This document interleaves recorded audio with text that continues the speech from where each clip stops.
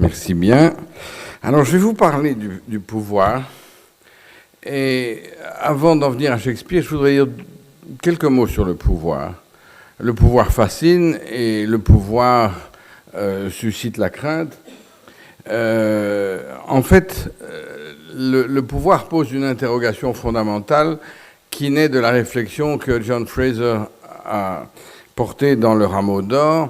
C'est pourquoi faut-il tuer les rois au changement de saison? Bien sûr, nous avons abandonné cette pratique, à tort ou à raison, mais en tout cas, il était courant de sacrifier le pouvoir d'une manière régulière et assurer ainsi le renouvellement, surtout au printemps, quand la sève monte, et choisir un nouveau candidat qui assurerait les fonctions. Et la question que je me suis posée, c'est de dire comment se fait-il qu'à un moment donné, la dette s'inverse et que nous sommes les obligés du pouvoir, soumis et pas reconnaissants, mais obéissants, alors que le pouvoir, à l'origine, est quelque chose qui est perçu négativement. La raison à cela, me semble-t-il, est la notion de différence. C'est que l'identité d'un groupe a besoin d'une différence qui le surplombe pour lui donner sa carte d'identité, ses normes et c'est sa reconnaissance, et que ce qui est différent par définition va à l'encontre de l'identité du groupe. Dès lors, le groupe ne peut rétablir son identité qu'en supprimant la différence. Et nous avons d'ailleurs gardé des comportements à l'égard de la différence qui sont bons et mauvais et qui vont dans le même sens. Nous n'aimons pas les gens qui sont différents et nous aimons bien lire des journaux comme Voici ou Closer pour voir que tous ces gens qui sont plus que nous ont finalement autant d'emmerdes, si pas plus que nous, et qu'ils vont finir par chuter. Et c'est cela qui finalement nous rassure et rétablit l'identité du groupe. Le groupe se retrouve dans son unité par l'exclusion de la différence. Donc je pense pas du tout comme Girard que le sacrifice et la violence sont liés à l'identité gémellaire et au mimétisme. Je crois au contraire que c'est la différence qui pose problème. Et je vois mal d'ailleurs comment un girardien pourrait expliquer le racisme ou la haine du pouvoir par sa théorie du sacrifice. Mais laissons ça de côté. Donc le pouvoir, si vous voulez, puisqu'il doit être sacrifié, vous vous doutez bien qu'il ne va pas accepter longtemps de l'être et qu'il va se trouver une victime symbolique de déplacement qui lui permettra de survivre en sacrifiant cette victime symbolique qu'on appelle le bouc émissaire, en grec tragos, d'où le mot tragédie. Au fond, la tragédie, c'est quoi? C'est la différence qui, par ses excès, et le pouvoir ne manque pas d'excès, va subir le châtiment et va, au fond, chuter de cet excès, de cette hubris, de cette démesure, qui est lié au fond à sa survie contre le peuple, si vous voulez. Et c'est intéressant de voir que c'est une constante qui traverse aussi bien la tragédie grecque que la tragédie shakespearienne. On dit toujours que la tragédie grecque, c'est un dialogue qui se rompt avec les dieux et que la tragédie shakespearienne, c'est l'homme face à lui-même. Harold Bloom disait que Shakespeare, c'était l'invention de la nature humaine. On n'est pas loin de ça, évidemment. Mais il y a en commun cette image que le pouvoir est comme une violence faite à l'égard du groupe et que même s'il y a beaucoup de symbolique et de mise en scène, comme disait Ballandier, pour que le pouvoir montre sa supériorité, eh bien, il n'empêche que le pouvoir reste au creux de chacun comme une offense qui est faite à l'identité du groupe. Donc, ce pouvoir, dans l'histoire, la condition, c'est de savoir dans quelle mesure ça va donner lieu à un excès. Le pouvoir peut très bien être en harmonie avec les sujets, même quand la dette s'inverse, qu'une victime symbolique est sacrifiée, en général des femmes, des enfants et des prisonniers de guerre. Il il va y avoir, dans la notion même de pouvoir, l'idée quand même d'une différence dont il faudra rendre compte, et d'où la notion de légitimité. La légitimité, c'est un pouvoir qui survit malgré la différence. Cette différence qu'il impose aux autres. La légitimité, c'est quelque chose qui est le plus fragile dans le pouvoir parce qu'elle est soumise à l'histoire. Très vite, la légitimité est contestée. Et on peut le dire qu'à l'époque de la Renaissance, c'est pas un mystère, la légitimité du pouvoir en prend un coup. Alors, c'est quoi l'histoire? Si on devait définir une grammaire minimale de l'histoire, bon, il n'est pas question de savoir où elle va et de quel fait, avec quelle causalité, mais une définition minimale de l'histoire, c'est que les choses ne sont plus ce qu'elles sont quand l'histoire s'accélère. Ça veut dire que la notion de différence est cruciale. Et donc le pouvoir est au cœur de l'histoire parce qu'il est porteur de la différence que l'histoire creuse.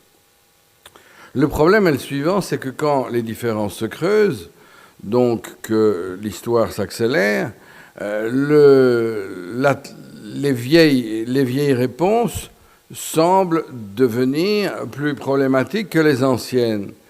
Et donc, la tentation est grande que des gens se disent « mais s'il ne faut plus respecter la vie et faire la différence entre la vie et la mort, s'il ne faut plus respecter les femmes et les enfants, si toutes les valeurs fondatrices de la société sont elles-mêmes devenues problématiques, métaphoriques, alors à ce moment-là, il n'y a plus aucune raison de ne pas s'emparer du pouvoir et de donner au fond à la notion de différence la nouvelle identité que l'on veut.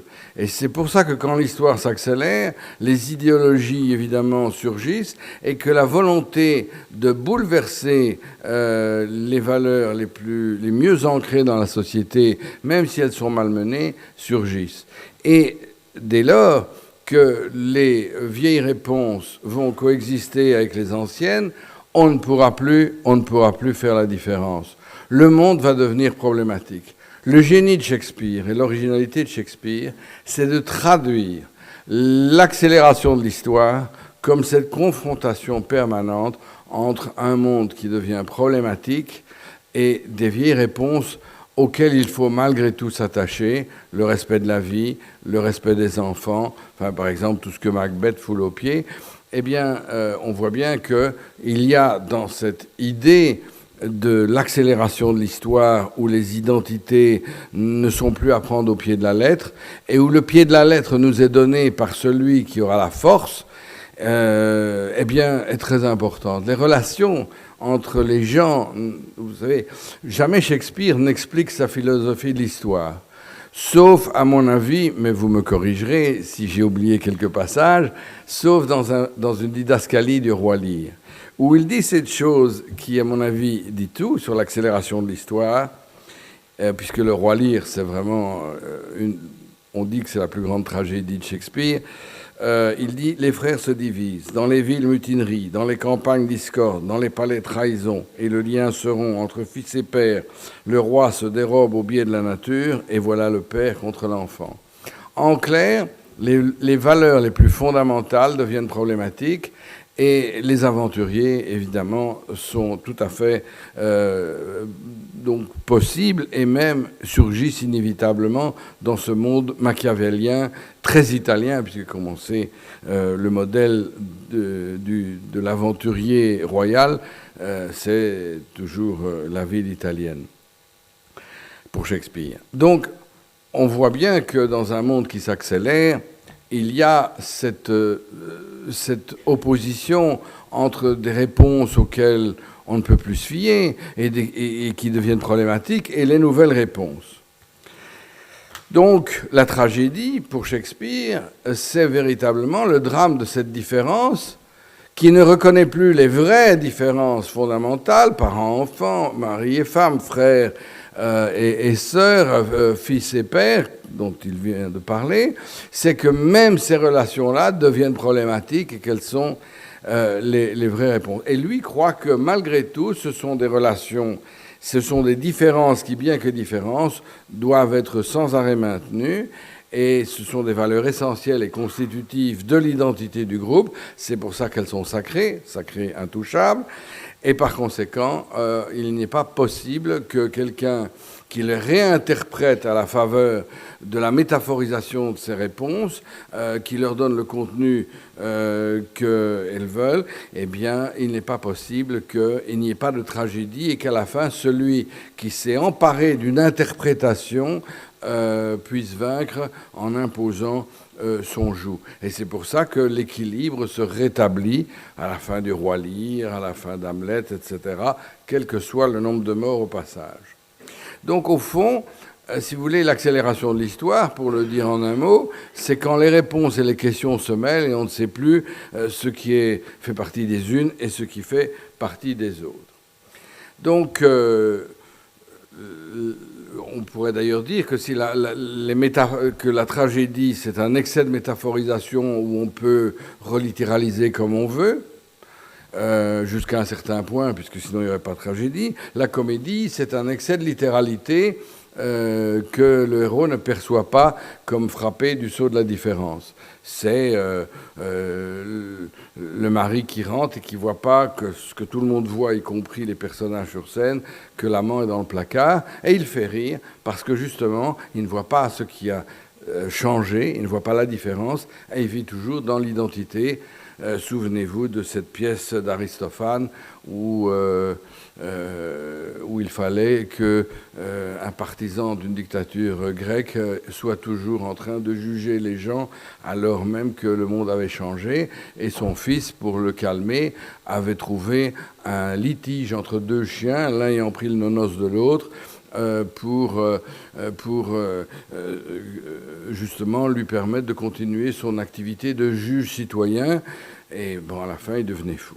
Alors maintenant, je voudrais vous montrer comment fonctionne cette indifférenciation entre les questions et les réponses chez Shakespeare à proprement parler. L'exemple, évidemment, le plus facile, c'est celui d'Hamlet. Hamlet, c'est par définition celui qui ne peut pas décider entre les réponses et les questions. Dès le début, il ne sait même pas si, quand il voit son père, c'est son père ou ça ne l'est pas. Si c'est un spectre ou si c'est la réalité. Il ne sait pas le célèbre, fameux monologue, to be or not to be, c'est une interrogation sur ce qu'il doit faire et être, par conséquent. Doit-il être courageux ou doit-il accepter la situation qui lui est faite par le meurtre de son père, par son oncle qui a épousé sa mère? Donc la question qui se pose, c'est de savoir véritablement quelle est la bonne réponse. Hamlet ne le sait pas, et il se trompe toujours. Tout au long de la pièce, il se trompe. Il croit tuer Claudius, il tue son futur beau-père, Polonius. Merde alors, c'était pas le bon.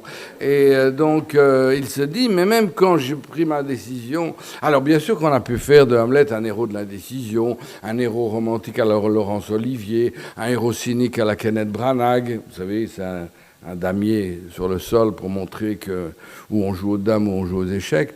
Eh bien, en réalité, il n'est jamais sûr des réponses qui sont les siennes. Il est dans le problématique et il ne parvient pas à y échapper. Une autre pièce qui traduit cette accélération de l'histoire, où les problèmes et les réponses se mélangent dans cette indétermination qui prête à toutes les aventures, c'est bien sûr le Roi Lear. Alors, le Roi Lear, il pose des questions à ses filles. Voulez-vous me dire si vous m'aimez? Si vous m'aimez, je vous donne une part du royaume. Donc déjà, il se trompe, par vanité, disent certains, par une folie rampante qui s'accélérera, disent d'autres. Peu importe, le Roi Lear, à un moment donné, pose ce genre de questions stupides qu'il ne faut jamais poser, surtout pas à ses enfants. Et donc, si vous dites que vous m'aimez, vous aurez votre héritage avant la lettre.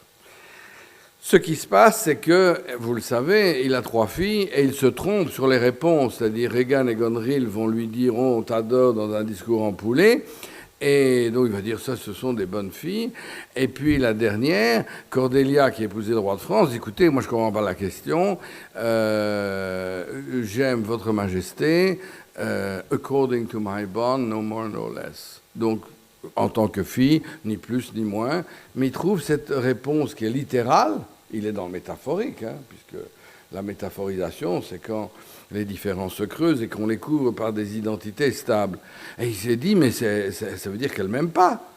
Il interprète et surinterprète la réponse qu'il n'accepte pas. Et il considère comme bonne réponse les deux autres et comme mauvaise réponse celle que lui donne sa fille, qui pourtant est la plus honnête. Et parce qu'il se trompe, ben, il va être entraîné dans un drame absolu. Et remarquez qu'il y a un fou dans Le Roi Lear qui disparaît à l'acte 3. Et on s'est toujours demandé, tiens, mais pourquoi le fou disparaît à l'acte 3 ? Mais il le dit lui-même, tu n'as plus besoin de fou, tu es devenu fou toi-même. Et donc c'est normal que le fou disparaisse et qu'on ne le voit plus. Et il perd la raison, puisque avoir la raison, c'est pouvoir distinguer ce qui est problématique de ce qui ne l'est pas. Dès lors qu'il ne parvient plus à le faire, eh bien, il a perdu la raison, c'est-à-dire la capacité de répondre aux situations d'une manière cohérente. Alors, on trouve, si vous voulez, cette idée des identités qui se fracturent, qui s'affaiblissent et se métaphorisent, on les trouve évidemment dans beaucoup d'autres pièces. Et on les trouve, par exemple, dans des pièces comme... je vais prendre Macbeth. Là aussi, quand vous dites Fair is foul, foul is fair, on sent bien qu'on est dans l'énigme absolue. Et Macbeth ne demande pas mieux que d'interpréter la prophétie des sorcières comme étant une promesse que c'est lui qui aura le trône, alors qu'elle voulait dire autre chose. Le discours à la Renaissance devient énigmatique parce qu'il ne peut plus s'accommoder, comme disait Foucault, des analogies et des ressemblances de cet être faible et métaphorique, parce qu'il permet toutes les interprétations. Et celui qui est prêt à s'aventurer dans la quête du pouvoir, il trouvera du grain à moudre. Mais en fait, vous avez un autre dialogue qui est rarement cité, qui vient appuyer l'interprétation que je vous propose, qui n'est qu'une parmi d'autres, bien évidemment. Le génie de Shakespeare, comme vous le savez, c'est qu'aucune interprétation n'épuise le sujet. Voilà, donc tout ce que l'on peut faire, c'est de dire, écoutez, voilà ceci, comment je l'ai lu à la lumière de ma propre grille de lecture, et vous soumettre cette grille de lecture, ce que je vous fais. Mais loin de moi l'idée de penser que c'est la grille de lecture, c'est une parmi d'autres dont vous ferez le meilleur cas, j'espère.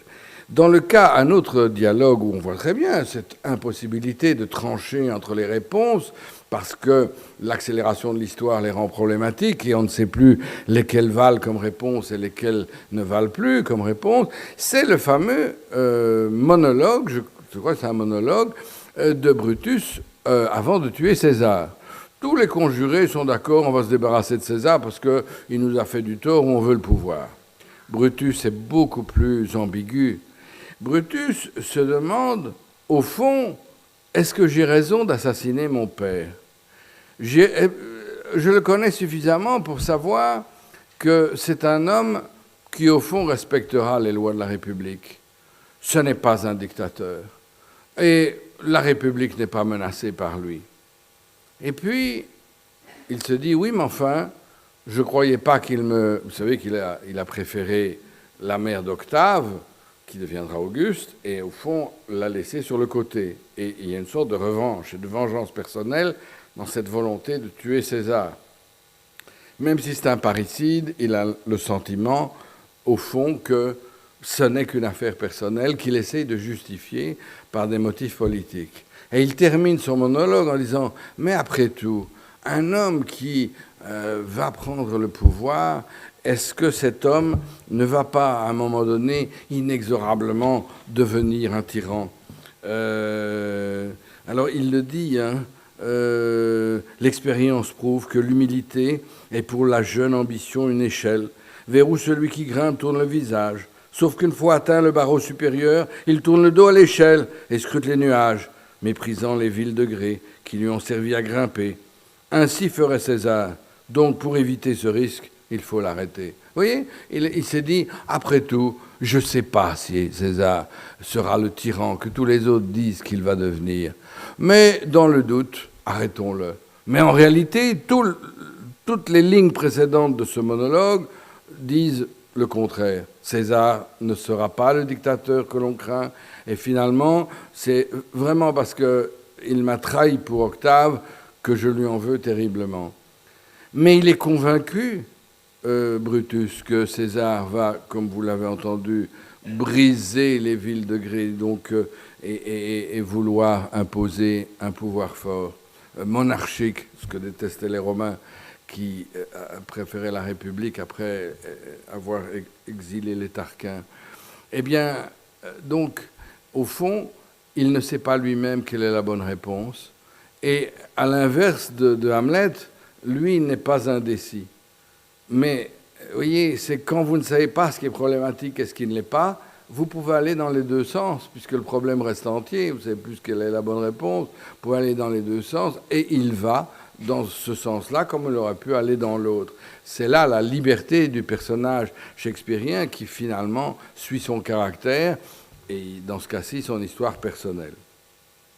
Le problème de l'identité est un problème que j'ai souligné, mais qui est souligné de plus en plus par les auteurs. Il n'y a pas encore longtemps, je me suis procuré ce bouquin, Shakespeare's Philosophy, de Colin McGinn, qui explique ça tout au long de son analyse. Et la notion d'identité, évidemment, est fondamentale. Dans un monde qui s'accélère, ce qui est identique cesse de l'être. Je l'ai dit, c'est la grammaire de base de l'histoire. On ne sait pas où va l'histoire, on ne sait pas qui l'a fait, mais on sait que ce qui est ne sera plus. Et donc, ce qui est n'est plus que métaphoriquement identique à soi, et donc littéralement ne l'est plus. Dans cette métaphorisation des identités, dans cet affaiblissement des réponses, il est clair que la notion d'identité perd son sens. Et vous avez deux pièces qui illustrent à merveille cette notion où l'identité et la différence, donc la base du social, sont vraiment mises à mal. Ces deux pièces sont Le Marchand de Venise et Timon d'Athènes. Mais j'aurais pu prendre Othello aussi, parce que ce qu'il y a, Othello, comme vous savez, c'est le noir arabe, et le Marchand de Venise, c'est le juif, c'est-à-dire des gens très différents. Quand on dit que Shakespeare était antisémite, c'est vraiment parce que des gens n'ont pas lu la pièce. Parce que dans bien... Comment je veux dire, il y a un passage, un passage très, très, très, très clair où il dit je suis un juif n'a-t-il pas Dieu? Un juif n'a-t-il pas de main, d'organes, de proportions, de sens, de sentiments, de passions? Ne mange-t-il pas les mêmes choses? N'est-il pas blessé par les mêmes armes, sujet aux mêmes maladies, guéri par les mêmes remèdes, réchauffé, refroidi par le même été, le même hiver que l'est un chrétien? Si vous nous piquez, est-ce que nous ne saignons pas? Si vous nous chatouillez, ne rions-nous pas? Si vous nous empoisonnez, ne mourrons-nous pas? Et si vous nous faites injure, est-ce que nous ne nous vengerons pas? Si nous vous ressemblons pour tout le reste, nous vous ressemblons en cela. Si un juif fait injure à un chrétien, celui-ci le supporte-t-il humblement? Vengeance. Si un chrétien fait injure à un juif, pourquoi celui-ci devrait-il le supporter? À l'exemple des chrétiens. Eh bien, vengeance. La vilainie que vous m'enseignez, je vais la mettre en pratique, et ce sera bien le diable si je ne renchéris pas sur ce qu'on m'a appris. En clair, il n'y a pas d'antisémitisme, il dit simplement, les êtres différents ne sont pas différents. La différence, elle est une projection hors du groupe de ce qui est différent. Mais la différence fait partie de la société. Et donc, le juif, évidemment, exige une livre de chair pour une livre de biens perdus par le commerçant vénitien. Et en réalité, il ne peut pas faire cette équivalence parce qu'elle n'est pas chrétienne et que cette équivalence n'est pas acceptée comme une identité. Donc l'erreur de Shylock, c'est de croire que l'identité existe comme elle existait avant. Parce que la vengeance existait aussi chez les chrétiens, mais l'identité ne fonctionne plus selon la même norme. Vous avez la même idée de différence avec Othello. Là, vous avez l'arabe et en plus, il est coloré. Alors, donc, il est doublement différent. Et Othello non plus ne parvient pas à se fixer les bonnes réponses. Il est victime, voilà, il est victime d'un signe qui n'en est plus un parce que le monde s'est accéléré et que les vieilles réponses ne valent pas comme réponse. Shylock pensait qu'il pouvait encore demander un pour un, eh bien, il se trompe. Même chose pour Othello. Il pense que le mouchoir qu'a Desdémone est le signe de son infidélité. Un signe très ténu, qui est très problématique, mais pour lui c'est une réponse et il est victime de cela. Toujours cette confusion entre ce qui est problématique et ce qui ne l'est pas attire le héros soit à tomber, soit à prendre le pouvoir, soit les deux, genre Macbeth. Alors, évidemment, donc Othello et Shylock se font pendant, puisque vous avez deux êtres qui sont différents dans la société. L'un a de l'argent et l'autre a du pouvoir. Il est le chef de la marine de Venise. Mais vous retrouvez ça dans une très jolie pièce qui est peu commentée à mon goût, qui est Timon d'Athènes. Timon d'Athènes reçoit toute la ville chez lui, et à un moment donné, il n'a plus d'argent. Donc, qu'est-ce qu'il fait? Il dit, je voudrais qu'on me rende l'appareil et que maintenant on m'aide parce que financièrement, je suis ruiné. Et il se rend compte que ce qui est pour lui une équivalence, une identité, donc une réponse acceptable, n'est plus acceptée. Personne ne veut l'aider. Et on voit bien que c'est le problème de l'identité, de la rupture de l'identité quand l'histoire s'accélère, qui est posé par Shakespeare. Même si on l'interprète comme on veut, ce problème-là existe. Comme je dis, le génie de Shakespeare, c'est d'introduire à travers ses pièces des problématiques multiples dont chacun essaye d'extraire une sorte de fil conducteur parmi d'autres.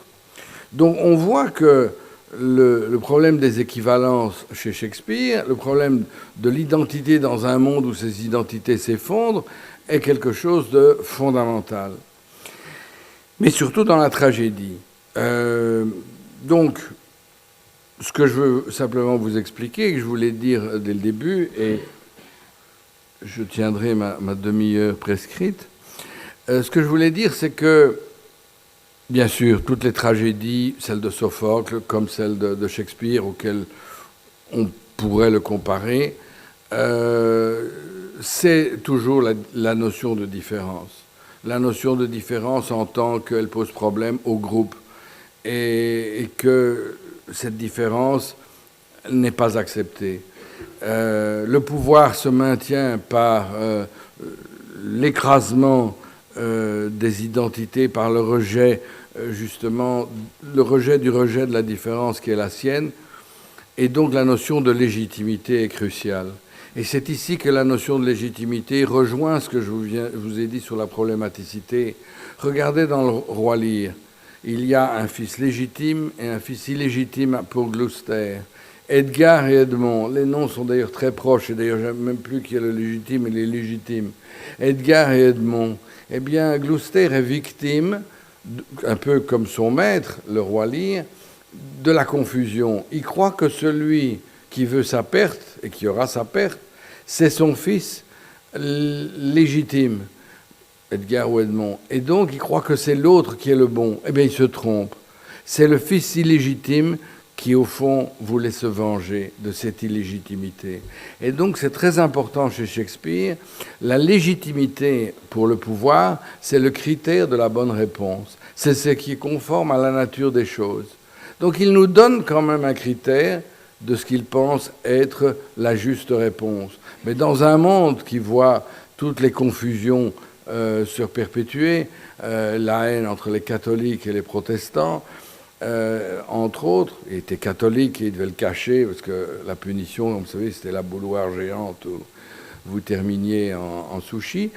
Donc, il est clair que la notion de dissimulation, et d'ailleurs en anglais, j'aime bien le mot dissimulation parce qu'il est fondé sur la notion de semblable. On l'oublie, en français c'est un peu ça aussi, et on peut s'interroger sur la notion justement de métaphore et d'identité, c'est dissembling, ça veut dire à la fois dissimulation et c'est à la fois ce qui est dissemblant, si on peut le traduire comme ça.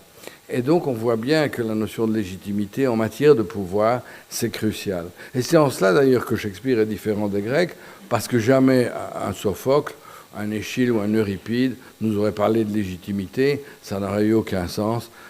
C'est une autre problématique. La tragédie se définit de la même manière, un excès de métaphoricité qui permet de s'engouffrer dans une interprétation qui convient aux puissants et aux aventuriers et aux futures victimes qui tomberont à cause de ça. Mais l'analogie s'arrête là, et c'est là qu'est le génie de Shakespeare. Merci beaucoup pour votre attention.